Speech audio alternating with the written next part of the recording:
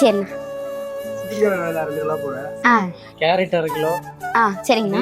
ஓஹோ, கடை நல்லா ஓடுதாட்டுங்குது. எப்ப பார்த்தாலும் கஸ்டமர் இருந்துட்டே இருக்காங்க.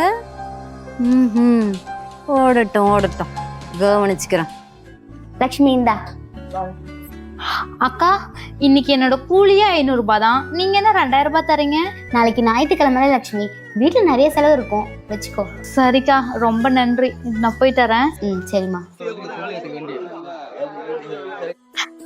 அக்கா, வாமா லக்ஷ்மி, என்ன நேத்து வரவே இல்ல? இனிமே நான் வேலைக்கெல்லாம் வரமாட்டேன்க்கா. வேலைக்கு வர மாட்டியா? ஏமா? நான் புதுசா கடை வைக்கலான்னு இருக்கேன். கடை வைக்க போறியா? ரொம்ப நல்ல விஷயமா.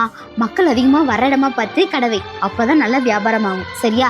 இங்க பாரு, கண்டிப்பா கடை திறக்கும் போதே எனக்கு கூப்பிடு, நான் வரேன். கண்டிப்பா கூப்பிடுவேன்க்கா. ஆமா, இடம்லாம் பாத்துட்டியா? இடம்லாம் எங்கேயும் பார்க்கலக்கா. இங்க பக்கத்துல இருக்குல்ல உங்க அத்தையோட கடை, அதுதான். கடையும் அவங்களே கொடுத்துட்டு காசும் கொடுக்குறேன்னு சொல்லிட்டாங்கக்கா. இந்த கடையா? சரிம்மா.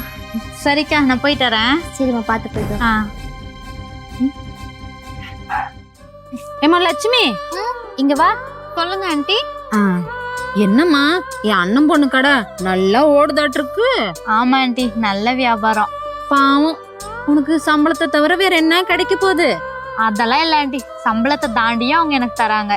என்னதான் இருந்தாலும் என்னைக்கு இருந்தாலும் ஓனரு, அவளுக்கு நீ வேலை பார்க்க போற. இங்க பாரு, இப்படியே என்னன்னா வளர முடியாது. நீ காலமுள்ள அவ கூட வேலை செஞ்சுட்டே தான் இருக்கணும். இங்க பாரு, சொந்தமா ஒரு கடை வையி, அதுல நல்ல வருமானம் வரும்ல. அது வந்துச்சுன்னா உன் குடும்பத்தையும் பாத்துக்கலாம்ல. நானும் ஒரு காலத்துல உன்ன மாதிரி கஷ்டப்பட்டவதான். என் ரத்தத்தெல்லாம் உறிஞ்சிட்டு கடைசியில நம்போன்னு விட்டுட்டாங்க.